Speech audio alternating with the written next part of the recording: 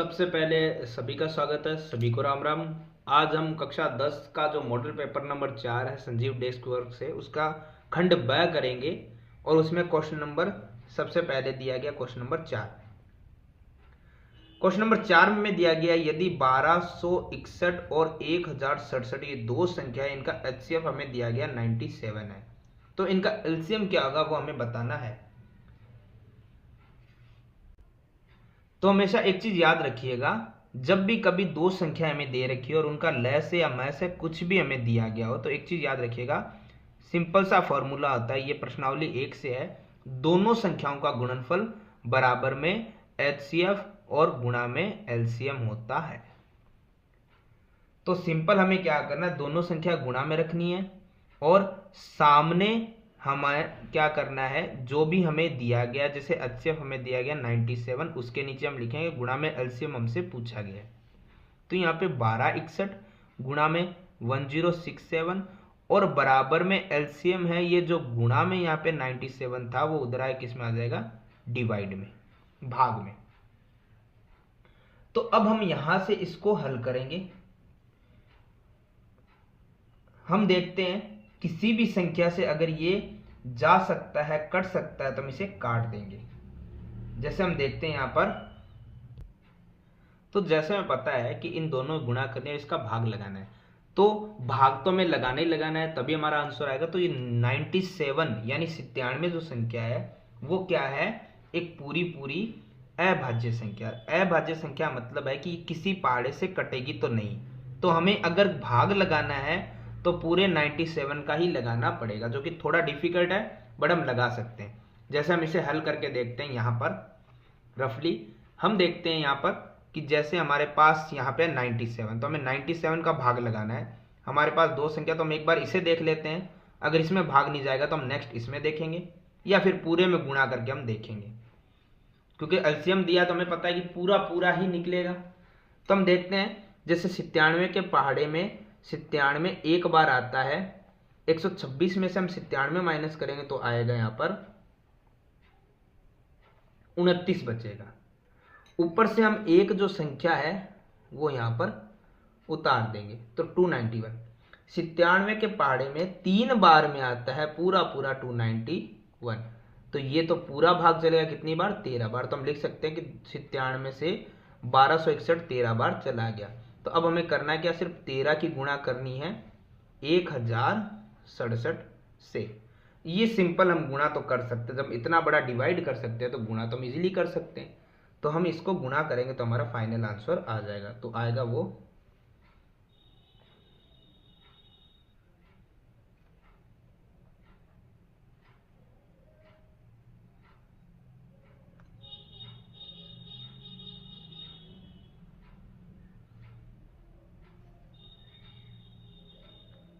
13,871। और ये क्या था हमारे पास, ये था एलसीएम जो हमसे पूछा गया था क्वेश्चन नंबर 4 में। सवाल नंबर 5। सवाल नंबर 5 को थोड़ा ध्यान से देखेंगे क्योंकि ये थोड़ा सा कंफ्यूजिंग है।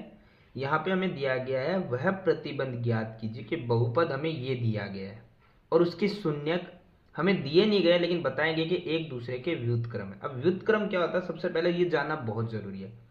व्युत्क्रम का मतलब हम सिंपली ये समझ सकते हैं कि अगर हमारे पास 1/2 कोई संख्या दे रखी है तो इसका मतलब व्युत्क्रम का मतलब जस्ट उसके अपोजिट हो जाती है 2/1, ये होता है व्युत्क्रम, जो आपने बहुत बार यूज भी किया है। और अगर सिर्फ संख्या हमें यहाँ पर कोई एक संख्या ही दे रखी है, जैसे हम मानते हैं कि हमारे पास है 5, तो उसका उल्टा हम कैसे करेंगे, सबसे पहले उसके बट्टे में 1 लगाएंगे और उसका उल्टा कर देंगे, ये हमारा व्युत्क्रम होता है। लेकिन अब हम क्वेश्चन पे आते हैं। हमें क्वेश्चन क्या दिया गया था, शून्यक। सबसे पहले शून्यक हमारे पास है नहीं, तो हम शून्यक कैसे निकालेंगे, और शून्यक एक दूसरे के व्युत्क्रम है। तो सबसे पहले हम क्या करेंगे, एक शून्यकों का योग अल्फा प्लस बीटा और योग होता है -b/1, और एक शून्यकों का गुणांक निकालते हैं और गुणांक निकलता है अल्फा और बीटा, ये डॉट का मतलब गुणा ही होता है, सी बटा ए, ये हमें सबको पता है। ये योग और ये क्या होता है गुणाकों की, यहाँ पे ये योग होता है, ये गुणाक होता है शून्यकों का। अब हमें एक चीज यहाँ पे दिया गया कि शून्यक एक दूसरे के व्युत्क्रम है।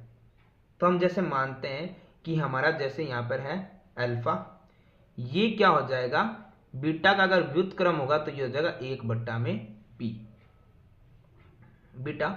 या हम ऐसे भी कर सकते हैं कि हम अल्फा का ही व्युत्क्रम क्यों निकाल रहे हैं, हम बीटा का भी निकाल सकते हो। तो बीटा बराबर भी 1/अल्फा निकलेगा, क्योंकि जैसे मैंने बताया कि इनका किसी का भी हम निकालेंगे शून्यंक, जैसे हमारे पास शून्यंक अभी यही है अल्फा और बीटा, अगर हम किसी को भी निकालें, मान लीजिए मैं अल्फा को निकाल रहा हूं तो बीटा के बट्टे में 1 लिखूंगा और उसका व्युत्क्रम हो जाएगा 1/b, जो मैंने समझा दिया है।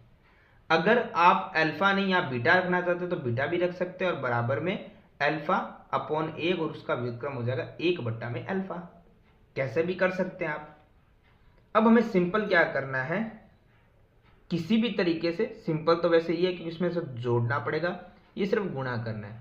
हम क्या करेंगे, इसमें अल्फा का मान रखेंगे, तो अल्फा की जगह हम अल्फा का ये मान रख सकते हैं 1/बीटा गुणा, और बीटा हमें दिया गया है बराबर में है c/a, तो बीटा से बीटा क्रॉस हो गया। अगर यहाँ अल्फा का मान भी रखते हैं, बीटा रख के अल्फा का मान रखते हैं तो वो भी क्रॉस होता। यहाँ पे अब देखते हैं, हम 1 बचा है, बाकी सब कर चुका है, यानी 1 बराबर में c/a। अब हम देखते ए जो भाग में है बराबर के उधर 1 के साथ क्या करेगा, गुणा, और 1 के साथ किसी की भी गुणा करो, एक ही गुणा करेंगे तो ए ही आएगा, बराबर में है सी, यानी ए बराबर आएगा सी के। तो इसमें हमारा अभिष्ट प्रतिबंध यही है, यही हमारा क्या रहेगा आंसर, इससे ज्यादा हमें कुछ दिया गया नहीं है। अगला क्वेश्चन हम देखते हैं, हमें दिया गया है छठा, विलोपन विधि का प्रयोग करते हुए निम्नरेखिक समीकरण युग्म के सभी हल हमें ज्ञात करने हैं, और साथ में हमें वो हल जैसे ज्ञात करने, तो सबसे पहले हमारे पास समीकरण दी गई है, तो हम क्या करते हैं, विलोपन विधि का प्रयोग करते हैं। समीकरण हमारे सामने है और विलोपन विधि का प्रयोग करने के लिए हमें सबसे पहले क्या करना पड़ता है कि सबसे पहले प्रथम पद को देखा जाता है, और हमें देखना जैसे प्रथम पद के साथ यहाँ पे 2 है तो इसकी गुणा दूसरी समीकरण में पूरी से किया जाता है, और इसमें प्रथम पद के साथ क्या है 4, और इधर जो 4 है उसकी गुणा हम इधर कर देते हैं। नॉर्मली हम सिंपल सा हम ये समझे तो हमें जो x के जो पद है इन्हें कॉमन बराबर करने हैं, इसके लिए हम ये कर रहे हैं। अदरवाइज हम ऐसे भी कर सकते हैं कि यहाँ पे 4 है, इसको 4 करने के लिए हम इसकी 2 से गुणा कर सकते हैं, फिर इसके साथ हम सिर्फ 1 की गुणा करेंगे और किसी की गुणा नहीं करेंगे, तो दोनों बराबर। ऐसे भी आ सकता है, देखो 4 की गुणा करें हम सभी से करेंगे, तो 4 की गुणा पहले 2 से करने पे आएगा 8, यहाँ x है, प्लस पूरे से करना तो 4 की गुणा 3 से भी करेंगे तो आएगा 12y, बराबर में 4 की गुणा 8 से भी करेंगे तो आएगा 32। समीकरण 2 में 2 की गुणा कर रहे हैं, तो 2 की गुणा 4 से करने पे 8, ये इक्वल लाना था, आ गया, प्लस में 2 की गुणा 6 से करेंगे तो आएगा 12, और बराबर में 2 की गुणा जब 7 से करेंगे तो कितना आएगा 14। अब हमें समीकरण जो हमें दे रखे समीकरण 1 और 2, तो हम क्या करेंगे, समीकरण 1 में से 2 घटा लेंगे, तो यहाँ पे क्या करेंगे घटाने का निशान, और घटाने के निशान के साथ सारे निशान बदले जाएंगे, जैसे प्लस या माइनस और प्लस क्या हो जाएगा माइनस, या माइनस और ये प्लस क्या हो जाएगा माइनस, तो 8x में 8x गया कुछ नहीं, 12y प्लस का 12y माइनस का, प्लस माइनस माइनस, तो यहाँ पे क्या बचा 0, बराबर में 32 में से जब 14 आ जाएगा तो क्या बचेगा 9।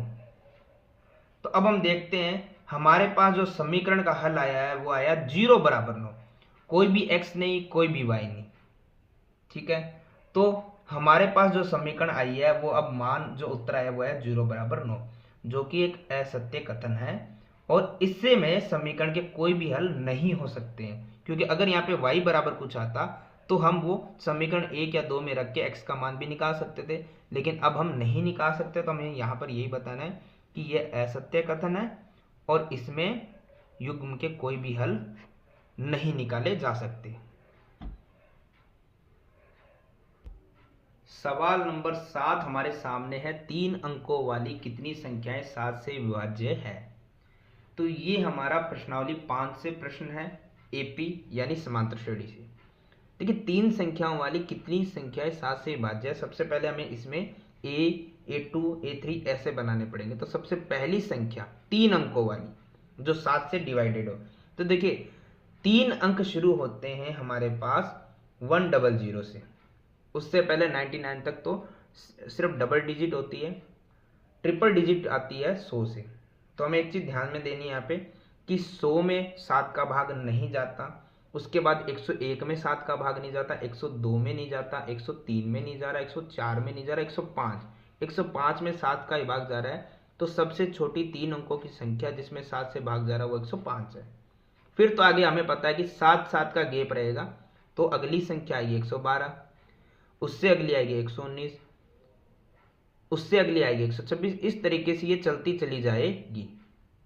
और 3 अंकों में अब सबसे बड़ी संख्या में देखनी है, तो 3 अंक का लास्ट होता है 999 में 7 से आप भाग लगाए देखेंगे नहीं जा रहा, उससे ऊपर नहीं जा सकते, फिर तो 4 अंक आ जाएंगे, नीचे आते हैं 999 में नहीं जा रहा तो 998 या 998 में हम देखेंगे नहीं जा रहा 7 का भाग, 997 में हम देखें नहीं जा रहा 7 का भाग, 996 में नहीं जा रहा, 995 में नहीं जा रहा, 994 में 7 का भाग जा रहा है। आप लगा के दे सकते हैं 7 का भाग 994 में पूरा जा रहा है। तो 3 अंकों की हमें शुरुआती संख्या और अंतिम संख्या मिल चुकी है। तो हमें पता है कि इसमें ए क्या है, ए है 105। डी वैसे तो निकालने की जरूरत नहीं है, लेकिन A2 माइनस A1 करेंगे तो अंतर जो है वही डी निकलेगा 7, और आखिरी पद जो हमें दिया गया वो भी निकल जाएगा, यहाँ पे है 994। अब वो पद कितना है एक्चुअली वही बतानी है, कितनी संख्या है यानी कितने पद है। तो हम जो आखिरी पद है उसका फॉर्मूला लगाते हैं an का, और an का फॉर्मूला होता है a प्लस n माइनस ए गुणा में d। तो an तो हमारे पास है 994 है, बराबर में a हमारे पास 105 है, प्लस में n हमें पता नहीं है -1, और गुणा में d हमारे पास है 7। तो हम क्या करते हैं, सबसे पहले ये 99 जो 4 है, ये प्लस का 105 जो इधर है, इसे इधर तो सोल्व नहीं कर सकते, लेकिन ये प्लस का इधर है, किसका हो जाएगा माइनस का 105, जो हम बाद में कर लेंगे। अब देखो यहाँ पे क्या बचा है, यहाँ पे बचा हुआ है n-1 और गुणा में 7।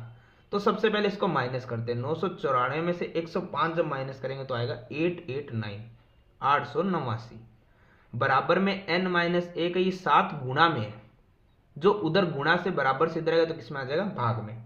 तो जब हम 7 का इसमें भाग लगाएं तो जाएगा 7 एकम 7, 7 दूना 14 और 7 7 49, और बराबर से उधर n है और ये माइनस का किधर आएगा तो किसका आ जाएगा प्लस का।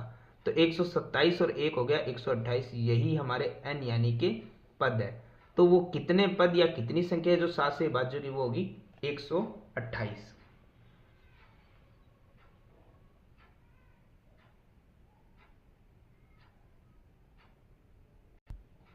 सवाल नंबर 8 में हमें दिया गया है, यदि कोई रेखा है जो त्रिभुज ABC की भुजाओं AB और AC को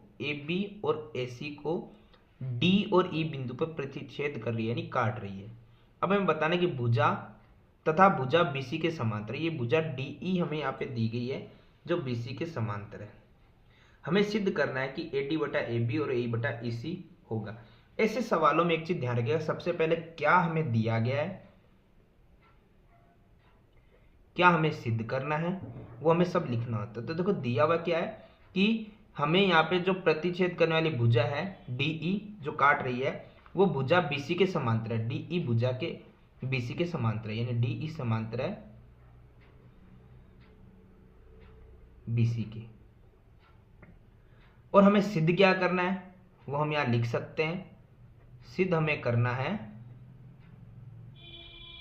AD बट्टे में होगा AB बराबर में AE और बट्टे में होगा AC, ये हमें सिद्ध करना है। अब देखिए उत्पत्ति क्या बनती है। ऐसे क्वेश्चन में एक चीज ध्यान रखिएगा, हमें ये प्रश्नावली 6 से जो प्रश्न है, तो प्रश्नावली 6 में हमें दिया गया था कि जब भुजाएं समांतर दी गई हो तो उनके भाग समानुपाती बराबर होते हैं, समानुपाती भाग बराबर होते हैं। तो हम यहाँ पे लिख सकते हैं कि हमारी भुजा DE समांतर थी BC के, तो उसके भाग जो समानुपाती और बराबर होंगे AD बटा DB, अतः AD बटा DB बराबर होगा AE बटा EC के, AE बटा EC के। और इसके लिए कारण हम थेल्स प्रमेय में भी लिख सकते हैं, प्रमेय 6.1 के अनुसार भी लिख सकते हैं। अब एक चीज देखिए, ये हमने लिखा है लेकिन ये हमारा आंसर नहीं है। आपको AD बटा DB लिखा है लेकिन यहाँ पे AB हमें बताना है, AE बटा AC चाहिए, EC नहीं। तो जब भी हमें एक्स्ट्रा हमें निकालना है, जो हमें ज्ञात करना है, एक चीज ध्यान रखिएगा, वो हमें ऊपर की तरफ लाना होगा। तो जो AD और AE जो ऊपर है वो तो हमें निकालनी नहीं है, हमें DB और EC है लेकिन उसे हमें AB और AC में निकालना है। तो जिसे हमें निकालना है उसे हम ऊपर लाएंगे तो हम इसको व्युत्क्रम कर लेंगे, यानी कि जो नीचे है वो ऊपर चला जाएगा और जो ऊपर है वो कहाँ जाएगा, नीचे। सेम ऐसे ही जो नीचे है वो ऊपर चला जाएगा और जो ऊपर है वो नीचे, ये हम कर सकते हैं। और सिंपल सा हमें एक चीज करनी है कि दोनों तरफ हम कुछ भी बराबर जोड़ घटा सकते हैं, जोड़ घटा गुणा भाग कुछ भी कर सकते हैं दोनों तरफ। तो दोनों तरफ करना, एक तरफ नहीं। तो दोनों तरफ हम क्या करते हैं, +1 कर देते हैं। तो एक के साथ कुछ नहीं है, बट्टे में 1 आएगा, एक के साथ बट्टे में कुछ नहीं है तो 1 आएगा। देखिए बराबर में दोनों तरफ देखिए, प्लस माइनस जो भी है प्लस है और बट्टे वाली संख्या है तो हमें एलसीएम लेना होता है। तो 1 और AD, इसका जब हम एलसीएम लेंगे तो क्या आएगा, AD। 1 का जब AD में भाग लगाएंगे तो AD आएगा और AD की गुणा 1 से करेंगे तो क्या आएगा, AD। प्लस में AD का भाग AD में करेंगे तो 1 आएगा और 1 की गुणा DB से करेंगे तो DB। देखिए ये थोड़ा कंफ्यूजिंग हो जाता है क्योंकि संख्याएं हो तो गुणा भाग कर सकते हैं। इसका सिंपल तरीका एक ये भी है जो मैंने पहले ही बताया, एलसीएम तो हम कर सकते हैं। उसके बाद सिंपल आप क्या करो, क्रॉस मल्टीप्लाई करो। 1 की गुणा AD से AD आएगा प्लस DB की गुणा 1 से क्या आएगा, DB बराबर AE और 1 का एलसीएम सेम वैसे ही करना है, AE, और फिर हम क्रॉस मल्टीप्लाई कर सकते हैं, वैसे डिवाइडर गुणा कर सकते हैं। कैसे, देखिए EC की गुणा 1 से करने पे क्या आएगा, EC प्लस और 1 की गुणा AE से करने पे क्या आएगा, AE। अब एक चीज सिंपल देखिए, यहाँ पे AD प्लस DB करना है तो इसमें तो यहाँ पे हम इसे प्लस करते हैं। सबसे पहले AD प्लस DB, तो AD और प्लस DB को जब प्लस करेंगे तो पूरी एक भुजा बनेगी AB और बट्टे में क्या था, AD बराबर। ऐसे ही EC प्लस AE हमें प्लस करना है, तो AC ये रहा और AE ये रहा, इन दोनों को जब हम प्लस करेंगे तो पूरी एक भुजा बनेगी जो बन रही है A से लेके C, AC, और बट्टे में क्या था, AE। हमें याद होगा हमने पहले इसे व्युत्क्रम किया था यानी उल्टा किया था, तो हमारा ये अब आंसर आया। अब हमें वापस इसको उल्टा करना है क्योंकि हमने पहले जब इसे व्युत्क्रम किया था उसे वापस उसी कंडीशन में वापस लाना है। तो जो AB ऊपर था वो कहाँ जाएगा, बट्टे में, और जो AD नीचे था वो कहाँ जाएगा, उसी कंडीशन में। क्योंकि हमने सवाल को हल करने के लिए किया था, अब वापस उस कंडीशन में तो लाना पड़ेगा। तो व्युत्क्रम पहले किया तो इसको वापस से उसी कंडीशन में वापस व्युत्क्रम कर देते हैं। जो AC ऊपर था वो नीचे आ जाएगा और जो AE नीचे था वो कहाँ चला जाएगा, ऊपर। तो ध्यान से देखिए, ये सिद्ध हमें क्या करना था, यही करना था, AD बट्टे में AB बराबर में AE बट्टे में AC। तो ये होता है हमारा सवाल, इति सिद्धम।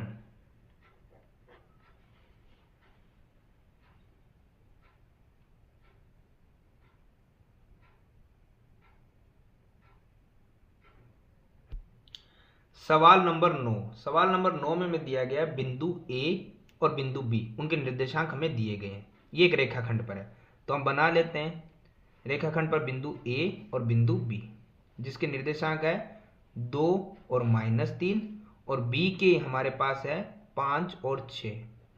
पहले हम पता है ये x1 होता है, ये x2 होता है, ये y1 और ये y2। और इस रेखाखंड को x अक्ष किस अनुपात में बांटता है। देखिए हमें क्या करना है, यहाँ पे अनुपात निकालना है। सबसे पहले तो अनुपात निकालने के लिए हमें पता है कि मध्य यहाँ पर कोई भी बिंदु है उस पर हम अनुपात निकालते हैं। तो अनुपात एक्स एक्स पे निकालना है, तो एक्स एक्स पे हमेशा याद रखिएगा मान 0 रहेगा, तो x और y का मान 0 आ गया। इसका अनुपात निकालना, तो अनुपात m1 और m2 से हम बताते हैं। अनुपात निकालने के लिए हमें फॉर्मूले की आवश्यकता रहेगी। तो सिंपल सा हमें क्या करना है, ध्यान दीजिएगा, हमें यहाँ पर x का मान निकालना है जो हमारे पास नहीं है, ठीक है, और उसी से हमारा अनुपात भी निकल जाएगा। तो हम y का मान हमारे पास है 0, तो हम y के मान का अनुपात निकालते हैं जो होता है m1 y2 गुणा में प्लस m2 y1 दोनों गुणा में और फिर दोनों का जोड़। y की जगह y का मान हम रख देते क्योंकि x और ये y का निर्देशांक 0, m हमें पता नहीं है, 1 और 2 दोनों ही नहीं पता है। y2 हमारे पास देखो x1 x2 y1 और y2, तो y2 हमारे पास कितना है 6 प्लस m2 हमारे पास नहीं है, पर y1 हमारे पास है कितना, माइनस का 3, और बट्टे में हमें क्या करना था, दोनों का जोड़। तो सिंपल सा है, जो ये भाग में है ये बराबर से इधर 0 के साथ गुणा में आएंगे तो ये भी क्या हो जाएंगे 0, तो ये दोनों भाग से गुणा में आ गए और 0 के साथ गुणा करने पे 0 आ गए, तो ये हो गए समाप्त। अब 6 की गुणा m1 से करेंगे तो आएगा 6m1 प्लस माइनस 3 की गुणा m2 से करेंगे तो आएगा माइनस 3m2, 0 बराबर 6m1 है, ये प्लस माइनस हो जाएगा माइनस और 3m2 हो जाएगा। अब देखो इन दोनों को हम अलग अलग करते हैं, ये बराबर में 6m1 है प्लस का, बराबर से इधर आएगा तो किसका हो जाएगा माइनस का 6m1, बराबर से उधर माइनस का 3m2 है, माइनस माइनस एक दूसरे से क्या हो गए क्रॉस। तो ध्यान से देखो, अब हमारे पास है यहाँ पे m1 और ये m2 यहाँ गुणा कर रहा है, भाग में आएगा तो किस में आ जाएगा, बराबर से इधर भाग में आ जाएगा। उधर 3 था और ये m1 के साथ 6 गुणा में था, इधर किस में आ जाएगा भाग में। तो m1 का अनुपात और y2 का अनुपात हमारे पास आया है, लिख लेते हैं हम m1 अनुपात में m2। तो m1 का अनुपात हमारे पास है बराबर में दिख रहा है 3 और m2 का है 6, लेकिन अभी ये अगर सॉल्व हो रहा तो हम इसे हल करेंगे, 3 से 3 एकम 3, 3 दूना 6, तो अनुपात आया है हमारा 1:2। सवाल नंबर 9 होता है हमारा समाप्त। सवाल नंबर 10, ये प्रश्नावली 8 से है जो बहुत इंपॉर्टेंट प्रश्नावली हमारे लिए। इसमें हमें ये सवाल दिया गया है साइन है, इसके लिए जब भी ऐसे मान दिए जाते हैं तो मैंने पहले ही बताया था, आप एक समकोण त्रिभुज बना लीजिए और उसमें एक चीज ध्यान रखिएगा, साइन का मान है तो ये हमें ट्रिक लाल कक्का को थोड़ा ध्यान में रखना पड़ेगा। तो इसमें साइन दिया है तो साइन का मान होता है l बट्टे में k, तो पहला हो गया l लंब, दूसरा हो गया k यानी कर्ण। तो लंब हमारे पास है 3, कर्ण हमारे पास है 5। अब हमें एक चीज ध्यान देनी है, यहाँ पर हमें आधार निकालना है, तो हमें आवश्यकता रहेगी पाइथागोरस प्रमेय की।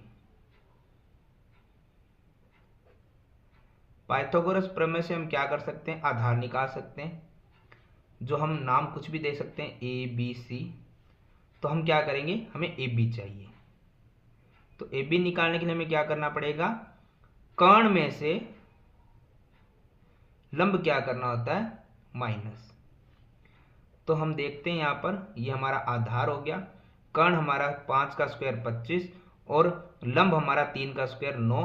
तो हम देखते हैं आधार हमारा आएगा 25 माइनस 9 16, ए बी के ऊपर से स्क्वायर हटाने पे क्या आएगा, सामने वाले पे अंडर रूट, और अंडर रूट मतलब 16 का स्क्वायर रूट जब निकलेगा तो आएगा 4। तो ये आ गया हमारा ए बी यानी कि आधार।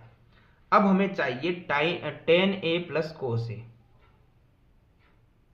ए दिया है तो हमें थोड़ा ध्यान रखना पड़ेगा, एक चीज मैंने मिस्टेकली ध्यान नहीं दी पहले नाम की तरफ, साइन ए दिया है तो हमें यहां पर ए चाहिए, ठीक है। उसके अलावा हम कहीं पर भी बी रख सकते हैं, कहीं पर भी सी रख सकते हैं। तो कहने का मतलब आधार हमारा ए बी है, तो हमें यहाँ पर ए चाहिए था एंगल की जगह, न्यून कोण जो यहाँ पे दिया होता है। तो टेन ए कोस ए। अब हमें क्या करना है, टेन देखना, टेन कैसे बनता है, साइन कोस टेन यानी लंब बटा ए। तो हम यहाँ पे पहले टेन ए का मान रखते हैं, तो होता है लंब बटा आधार। तो लंब हमारा है 3 और बटे में आधार है 4। फिर हम दूसरा मान निकाल लेते हैं कोस ए का, और कोस का मान होता है साइन कोस आधार बटा कर्ण। आधार हमारे पास है 4 और बट्टे में कर्ण कितना है 5।